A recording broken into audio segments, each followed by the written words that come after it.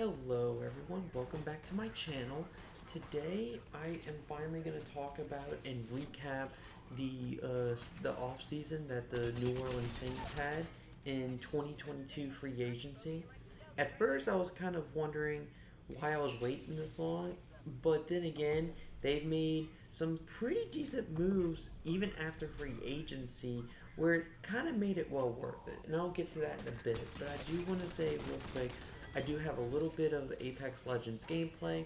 Basically, this gameplay is basically what I kind of go through on a daily basis when I play Apex Legends. Either teammates quitting right after they get downed when from the start, or I just do terrible, no kills, no luck, no good whatsoever, and then one that's kind of so-so. Alright, nothing really too impressive, just gameplay that I go through on a daily basis whenever I play. I haven't been playing as much, but I do hope to play more in the near future. I did get a new full-time job, so I'm kind of still adjusting to that schedule. But anyway, back to the New Orleans Saints. So, just to kind of recap what's been going on. So Sean Payton decided to step down, and I did make a video about that. And with Dennis Allen being promoted as the head coach of the New Orleans Saints, the next head coach, in which I think to me this is the biggest thing that everything else hedges on. You have to have a good head coach to lead your guys and to lead your men in the right direction, keep them motivated, and put them in the best position to win. And Sean Payton, like him or not, was one of the best at doing so.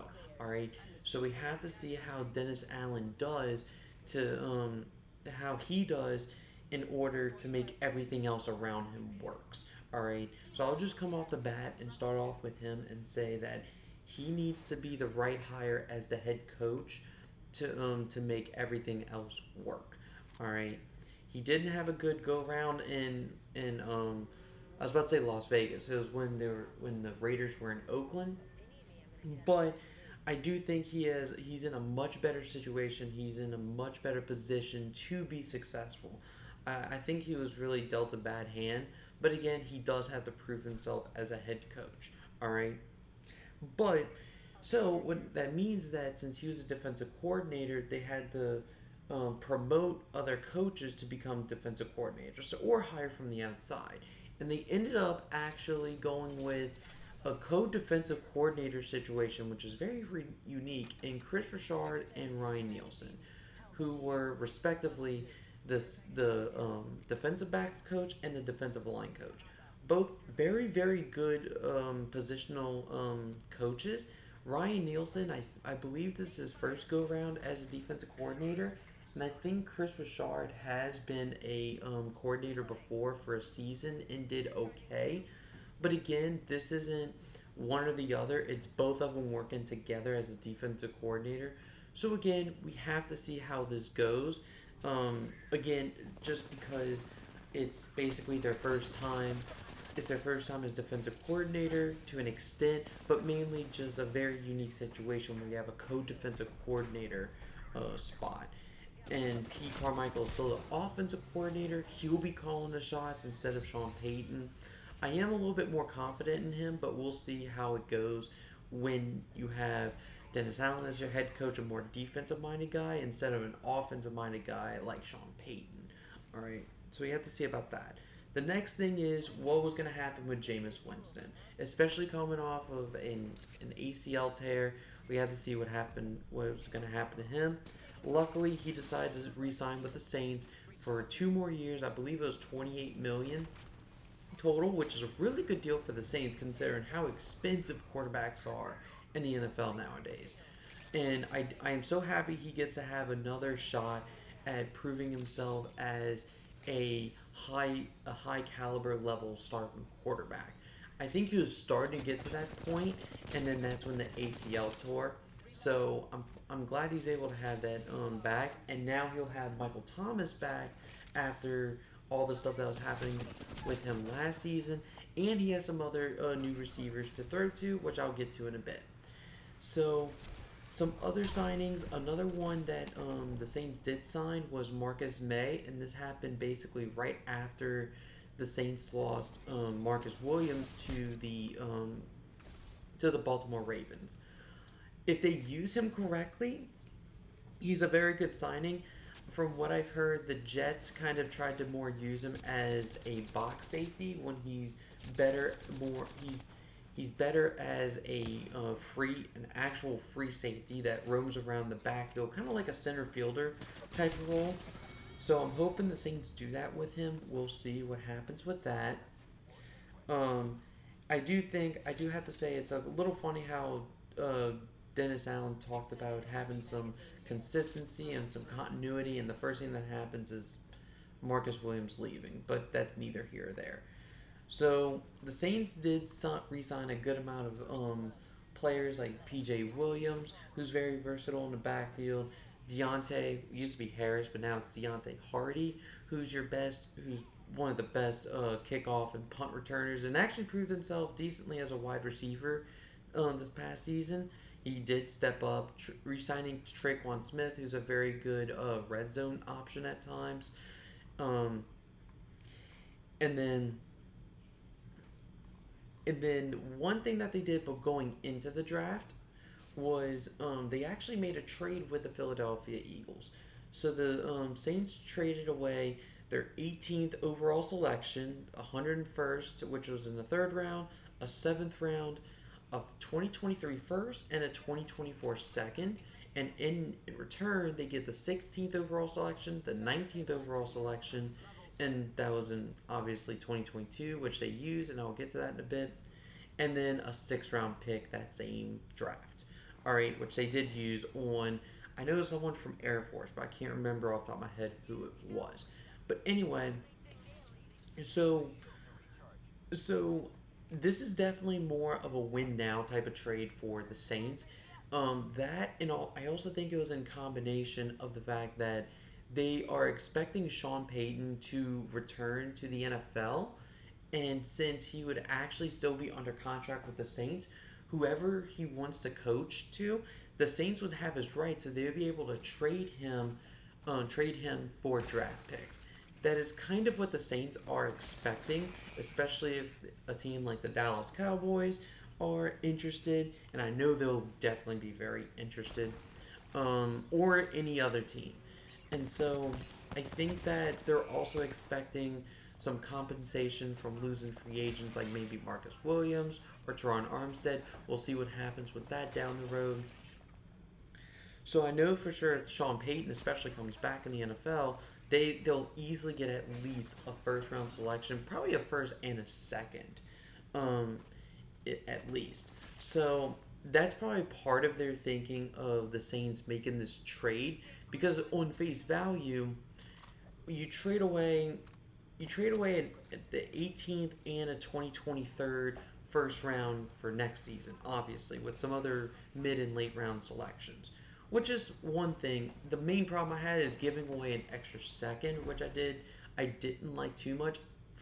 So in face value, I do think the Saints gave a little bit too much, and then now you combine that with what they actually did in the draft, which was basically send their 16th overall selection and I believe a third round pick. I believe it was. Um, there's a second.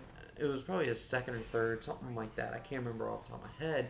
To trade up to 11 to get Chris Olave, who I like a lot as a receiver. I think he will fit perfectly with this offense, being more being that speedy guy that the Saints really need, who hopefully can prove himself in the NFL, being more consistent.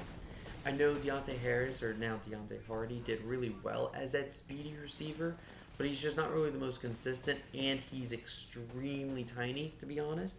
Although he plays a lot bigger than he actually is, I do give him a lot of credit for that.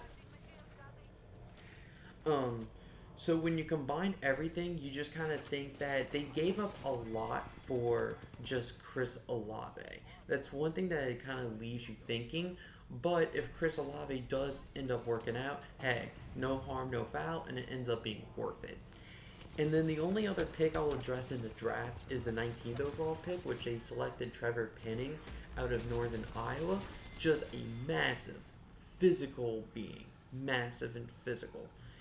The only thing is just that he does kind of play outside of the whistle at times, so he gets a lot of penalties, which they definitely gonna have to fix that up. And he definitely lacks some fundamentals like hand placement and whatnot, which if you have proper coaching, that definitely can be fixed. Again, since now it's not Sean Payton as the head coach, and this is not the same offensive line coach. I believe he's going into a second season in which the offensive line last season was a little bit on the rough side. I have to see how this works out. I'm okay with it. It makes sense to actually select him, and I think he was the best available tackle at that time. I just don't know if this. I don't know if he's gonna work out. Again, it's a big jump going from an FCS school like Northern Iowa and then going into the NFL. But hey, there's many players who've been in that kind of position, making that big jump. Some do better than others, like Teron Armstead, who he is supposed to replace. We'll see how that goes. And then the last two things I really want to address is something that has finally happened, especially being an LSU grad and LSU fan, is are the New Orleans Saints signing not one, but actually two free agents, now having two former Tigers play for the New Orleans Saints. I know there's Will Clapp, but he was drafted in the 7th round, and he was an offensive lineman, so I guess. Finally, some more skill position, I guess I should definitely say. And by the way, good luck to Will Clapp, who's going to the LA Chargers on a contract. He did, as a 7th round pick, he was serviceable for the New Orleans Saints for the last 4 years. So I really do have to give him credit. I do have to give the Saints credit for basically hitting, quote unquote, on that draft pick. Because a lot of times 7th round picks do not work out at all. He stuck around for the Saints for 3-4 years and has started a couple games. So you have to give the Saints credit for that, and Will Clapp for that matter, a lot of credit for that. But anyway, so both of these signings make perfect sense. The Saints need all the receivers possible because they were dead last in pretty much any passing statistic, especially when it came to wide receivers. Like, in fact, I don't think any receiver broke 600 receiving yards for an entire season. That's how bad they were in the passing attack. Again, some of it was definitely on the quarterback position, but others was definitely on the lack of talent at the receiver position. Most receivers just really couldn't step up. And so signing Jarvis Landry definitely helps.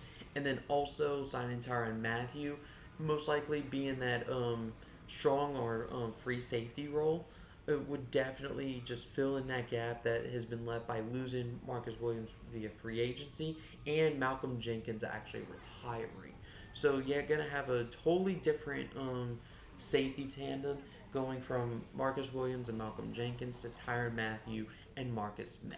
We'll see how this works. I'm really hoping that this works out for the Saints. This is truly a new era for the New Orleans Saints. Now that for sure the top two guys are not in town anymore. First it was Drew Brees, now it's Sean Payton. I will say I have to give this a B. I have to give this about a solid B or B plus. The main thing is just again the trades that they made going into the draft and during the draft. Not the biggest fan of in conjunction, I guess. If you take it separate, again, same thing. The only thing I'll say is that the Crystal, like trading from 16 to 11 itself was a good deal, but when you combine everything, maybe not worth the jump. But again, considering how the draft went, it makes a lot more sense. And then Trevor Penning, I really have to see how he does. Very raw prospect. Personally, I don't like in the first round, but we'll see how that goes. And then also, I really have to see how Dennis Allen works out. So I hope you enjoyed this video. I hope you got to listen to what I have to say about the New Orleans Saints offseason. Definitely put in the comments section down below what you think about the Saints offseason, how they will do. I think they'll be about a 10-win team. I don't know if they're going to end up winning the NFC South. I'm very torn on that. And we'll see how everything goes. Thanks for watching. Subscribe if you're new, and like this video if you liked it. Peace.